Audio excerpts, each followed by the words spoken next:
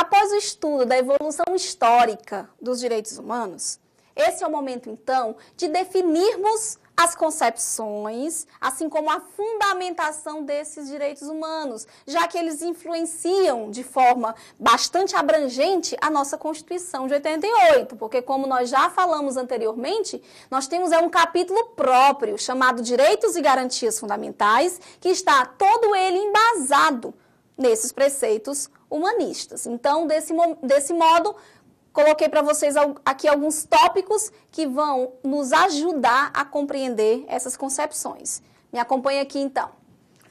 A fundamentação dos direitos humanos teve sua solução com a aprovação da Declaração Universal dos Direitos do Homem em 1948. Nós já vimos que a DUD, ela representa um marco, já que a Carta das Nações Unidas de 1945 não fez nenhuma menção aos direitos que deveriam ser protegidos naquele momento. Agora vejam, essa aqui ainda é a Carta de aqui está errado, é 1948. Carta da Assembleia Geral das Nações Unidas. A carta que veio complementar a Carta das Nações Unidas, essa sim de 1945.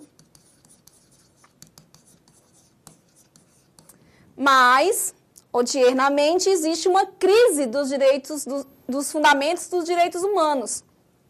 E o problema fundamental dos direitos do homem hoje não é o tanto quanto justificá-los, mas de protegê-los. Como eu coloquei para vocês, é um problema não filosófico, mas muitas vezes político.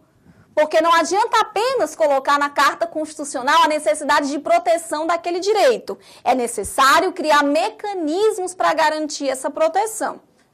Por isso é que, com a criação da ONU, surge essa proteção humanista, mas ao mesmo tempo surge a possibilidade de responsabilização dos estados, daqueles que se comprometeram, mas não cumpriram com o preceito da ONU. Então surge uma responsabilização que pode ser desde a aplicação de uma multa até a expulsão do sistema ONU, em caso de descumprimento de tais direitos. Então é onde surgem as nossas concepções. Prosseguindo, temos aqui as características mais relevantes da fundamentação. Fundamentação que eu coloco para vocês aqui é a fundamentação justnaturalista dos direitos humanos. Isso porque foram muitas as fundamentações para nós chegarmos até a concepção que nós temos hoje. A fundamentação justnaturalista, ela considera no direito internacional que os direitos humanos, eles devem considerar tanto o aspecto da origem com a necessidade. Então, que fundamentação é essa? Primeiramente, a origem dos direitos humanos não é do direito positivo. O direito positivo aqui seria a lei. Ela não é do direito positivo, ela é senão um tipo de ordem jurídica distinta do direito positivo, é o direito natural, ou seja, advém da necessidade do homem e não necessariamente da lei.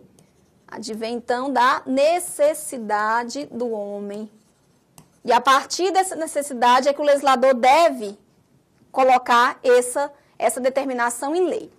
Tanto a ordem jurídica natural como os direitos naturais deduzidos são expressão e participação de uma natureza humana, comum e universal para todos os homens.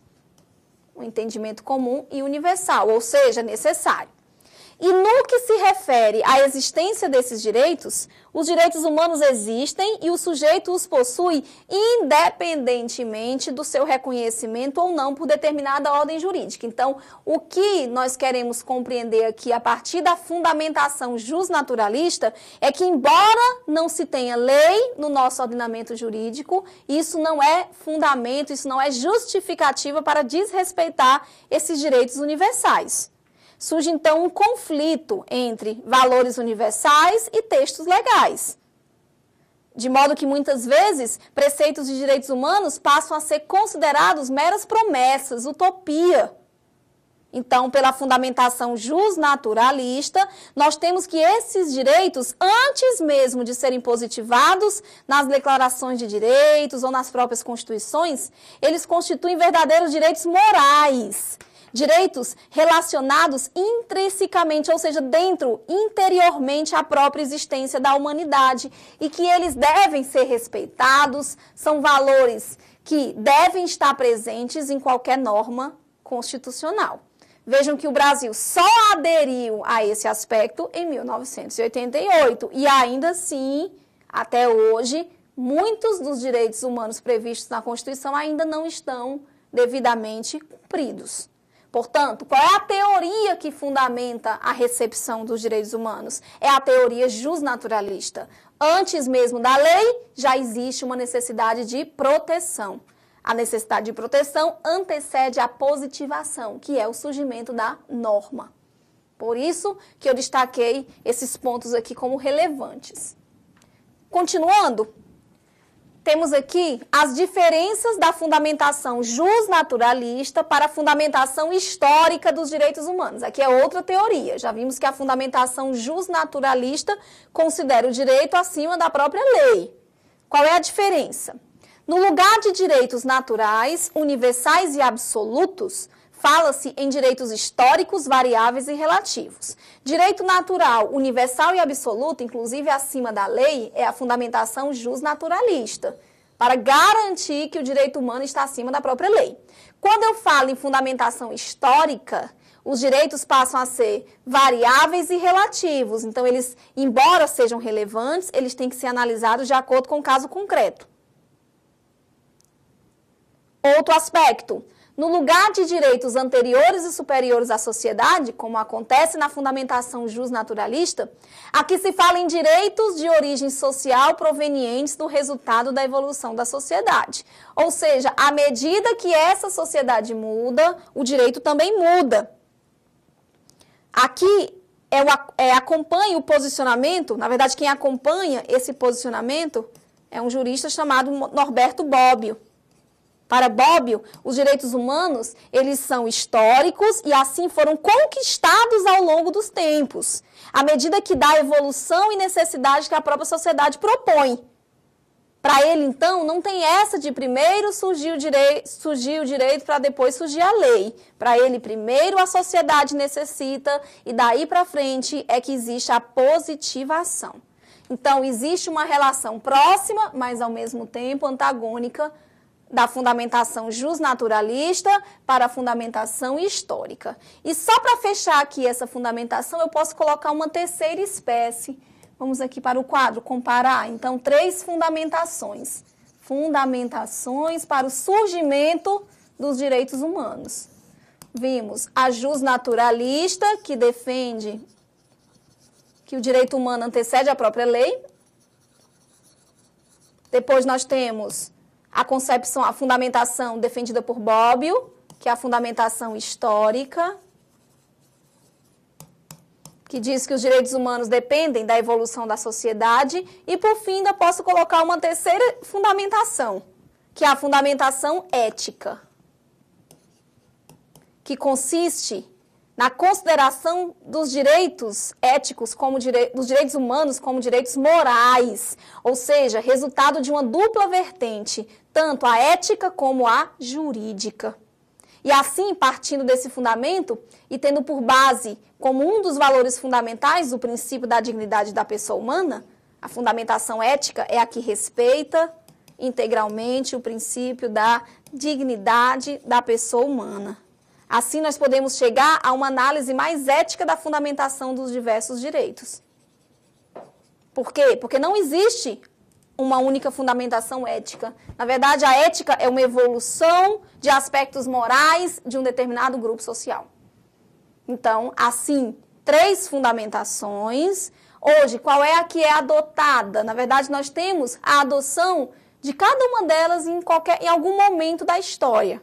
O que interessa é, no momento que um país, que um Estado, pega aquela fundamentação humana e coloca dentro do seu texto constitucional, aí sim ele passa a respeitar a ordem internacional integralmente. Portanto, 3 fundamentações, elas poderão sim ser cobradas na prova de vocês.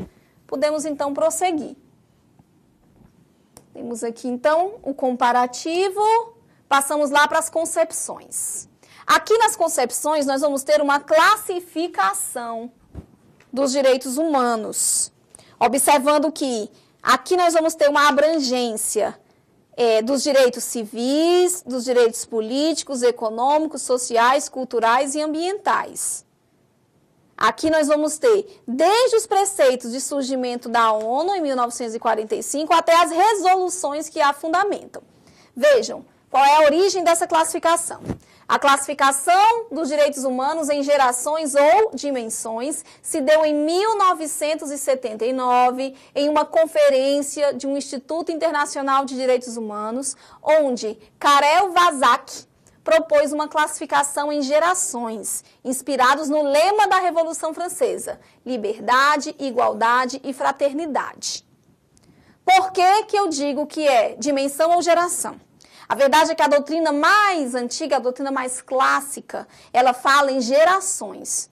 Ocorre que a doutrina moderna preferiu mudar a nomenclatura para a dimensão, por considerar que a ideia de a geração, quando eu chamo geração, e eu posso passar a falsa ideia de que quando você sai de uma geração para outra, você está deixando de lado a anterior. E não é isso que o Karel Vazak quis passar com essa evolução, com essa divisão. Pelo contrário, ele quis mostrar que historicamente os direitos humanos mudam, as necessidades de um grupo social mudam, acompanhando aquela concepção que nós vimos que é defendida por Norberto Bobbio, a concepção histórica e não apenas justnaturalista dos direitos humanos.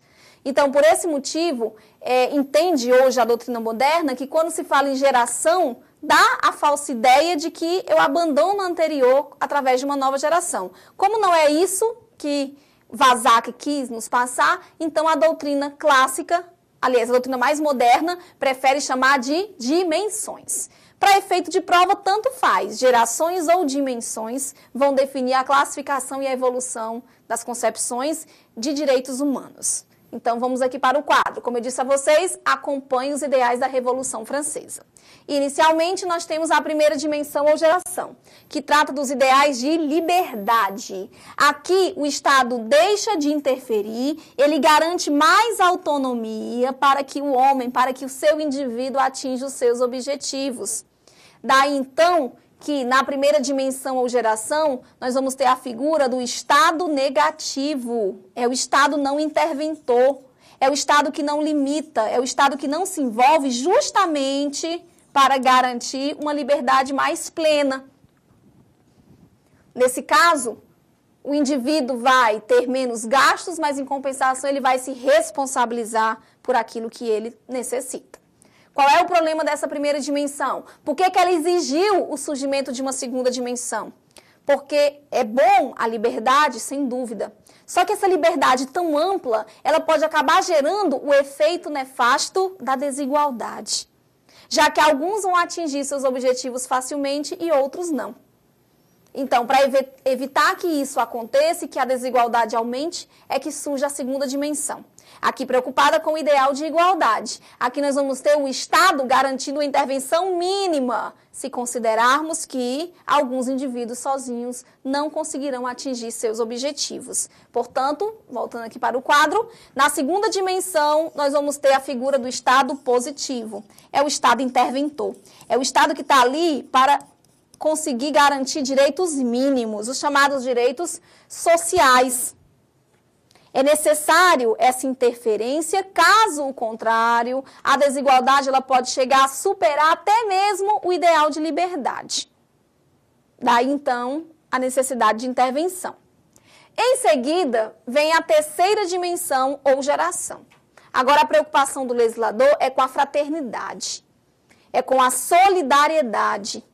Ele vai estar voltado para a proteção dos direitos meta-individuais e supra-individuais. Agora são leis que estarão voltadas para a proteção de determinados grupos. Por exemplo, as leis ambientais, o Código de Defesa do Consumidor, o Estatuto da Criança e do Adolescente, a Lei Maria da Penha. Então, são leis voltadas à proteção de grupos devidamente identificados. Daí, então, a necessidade de proteção, de garantia da fraternidade e da solidariedade. Vejam que são os três ideais da Revolução Francesa na ordem. Isso porque quando Vazak criou essa classificação, ela só era composta por primeira, segunda e terceira dimensão ou geração.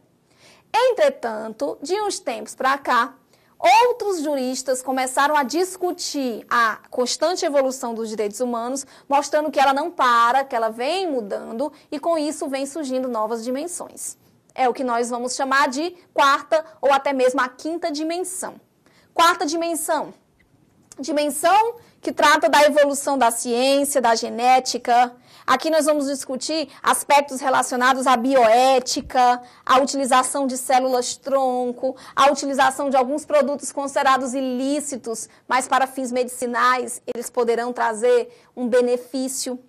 Tudo isso, então, dentro da área da ciência e da genética. Já a quinta dimensão trata da realidade virtual, trata dos crimes cibernéticos, são novos direitos que já estão surgindo, que vão influenciar diretamente nos direitos humanos, mas que ainda não estão positivados. Ainda não tem lei tratando especificamente dessas matérias. Daí, então, que a doutrina chama a quarta e a quinta dimensão de novos direitos. Se você for fazer uma investigação mais aprofundada, vai descobrir que já tem jurista aí falando em quinta, sexta, sétima dimensão. Mas para efeito de prova, eu recomendo que você conheça todas as características da classificação atribuída a Karel-Vazak, primeira, segunda e terceira, e compreenda que as demais classificações estão inseridas num complexo chamado novos direitos. O máximo que a banca pode te cobrar, se ela quiser aprofundar, abordar esses novos direitos, é a diferença da quarta e da quinta dimensão ou geração. Evolução de ciência e genética e a realidade virtual com a questão dos crimes cibernéticos. Observem que essa concepção de classificação que eu estou passando para vocês, ela também existe em relação aos direitos fundamentais. Porque, conforme nós já esclarecemos na aula passada, direito fundamental nada mais é do que a positivação dos direitos humanos. Então, surge um direito fundamental no momento em que um país pega as normas de direitos humanos propostas pela ONU e coloca no seu texto constitucional. Daí que lá em constitucional, no estudo do direito constitucional, você acaba estudando também essa classificação, só que lá mais voltada para os direitos e garantias fundamentais e aqui mais voltada para os direitos humanos. Mas é a mesma lógica, a mesma variação. Isso daqui demonstrando que um dos aspectos mais instigantes do direito internacional dos direitos humanos parece ser a forma como vem se desenvolvendo a doutrina e a jurisprudência sobre o alcance dessa evolução, já que sempre, com frequência, nós vamos encontrar novas dimensões. E com isso, com essa classificação, nós podemos falar em responsabilização do Estado. Isso porque atualmente já não se discute sobre a existência dessa responsabilidade do Estado perante os direitos humanos. Agora, discute-se os limites e a forma mais adequada de impor essa responsabilidade. E é o que nós vamos falar a partir de agora. Conforme já esclarecido anteriormente, a ONU surge para definir um novo regramento internacional e traz com ela aspectos positivos e negativos. O aspecto negativo é a relativização da soberania de cada país. Os países que aderem voluntariamente à ONU, porque a partir daí eles vão se comprometer a seguir os preceitos da Organização das Nações Unidas.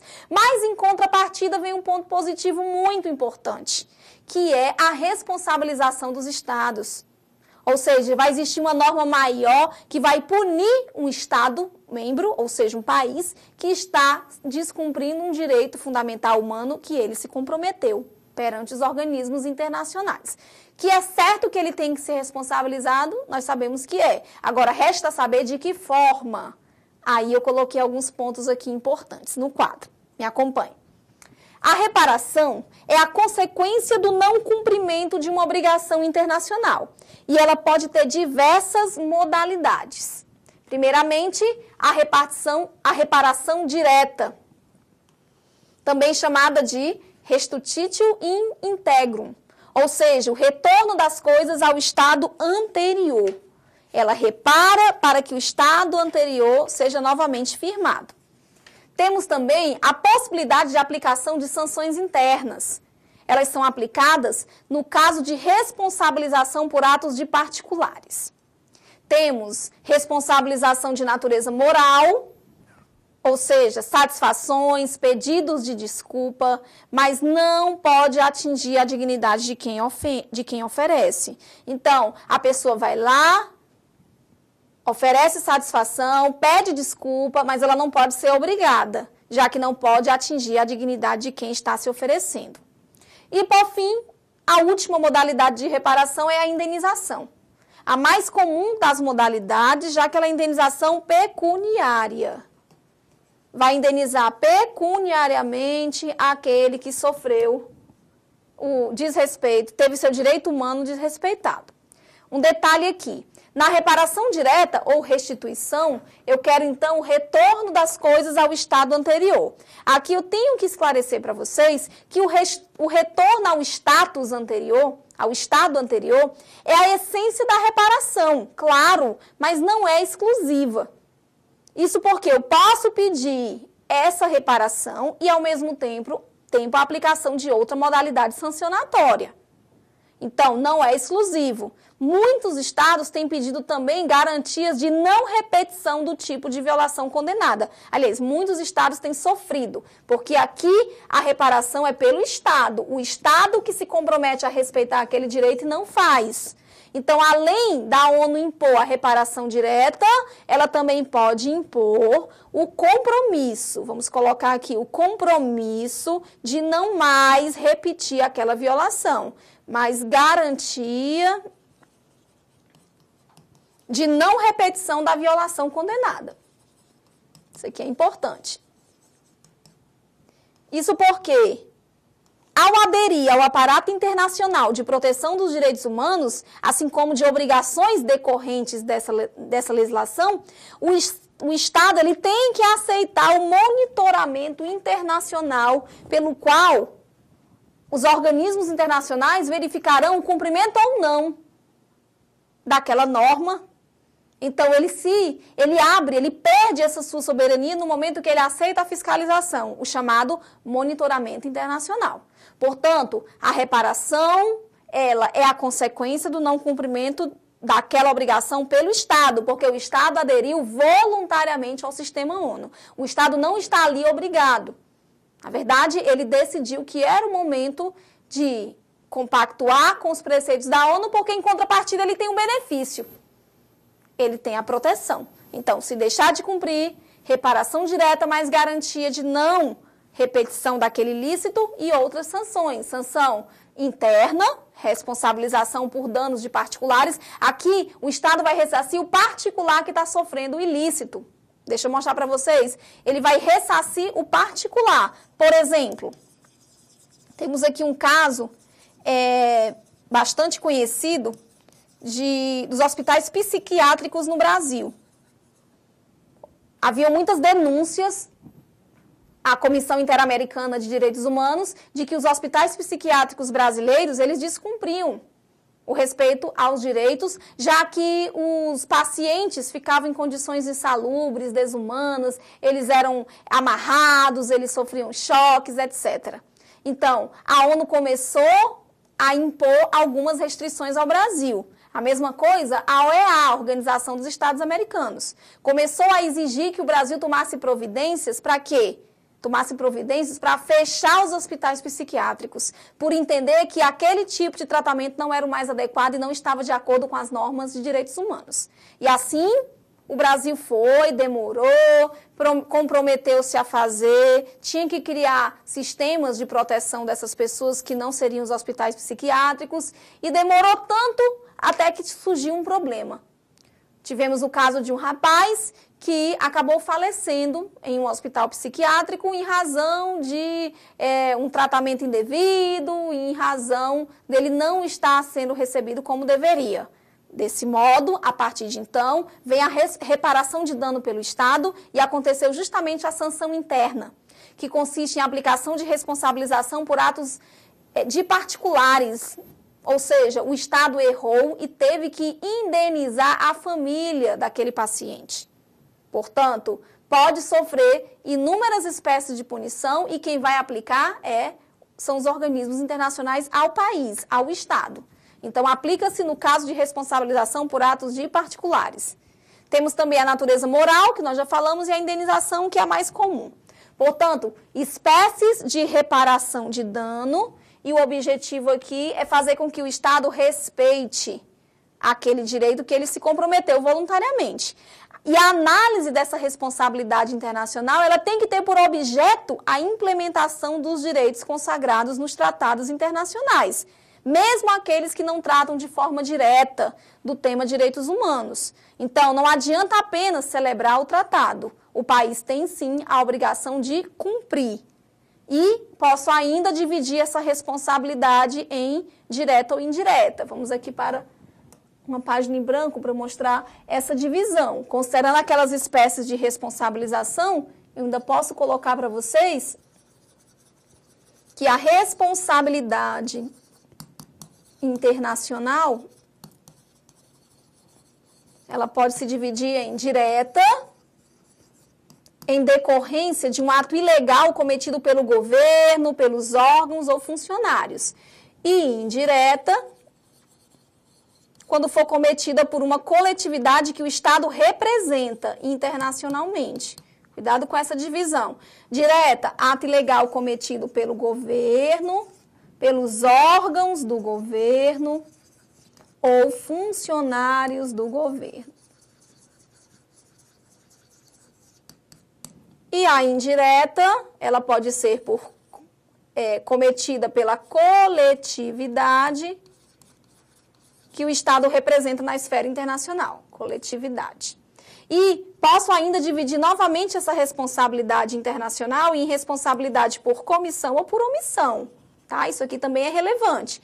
Comissão, o ato ilícito resulta de uma ação, responsabilidade por ação. E a omissão, quando o ato ilícito resulta da omissão do poder público. Portanto, uma divisão aqui interna. E a verificação dessa responsabilidade internacional ainda pode ser aferida em dois sistemas. O sistema unilateral, que caracteriza-se pela negação da existência de uma sociedade internacional. Assim, o Estado ofendido determina as regras pelos quais o Estado ofensor será processado. É o sistema unilateral. E o coletivo é quando ele considera os preceitos da ONU. Então, assim se dará a responsabilização internacional dos Estados-parte. Isso por quê? Porque nós aqui ainda estamos falando do sistema globalizado. Mas na próxima aula eu vou adentrar no sistema regionalizado e mostrar que também existe a possibilidade de responsabilização dentro desse sistema. E o Brasil faz parte do sistema regionalizado interamericano, então a responsabilização se dará por meio da OEA, Organização dos Estados Americanos, da Corte Interamericana e da Comissão Interamericana de Direitos Humanos. Mas então isso fica para a próxima aula. Nessa aula, então, nós tratamos das concepções e da fundamentação dos direitos humanos, falamos novamente da origem e finalizamos aqui abordando a responsabilização do Estado. Na próxima aula, nós vamos aprofundar melhor a legislação internacional, porque nós vamos tratar aqui da Carta das Nações Unidas e da Declaração Universal dos Direitos do Homem. Consequentemente, vamos falar também dos órgãos que compõem o sistema ONU. Ficamos então por aqui. Muitíssimo obrigada e até a próxima aula.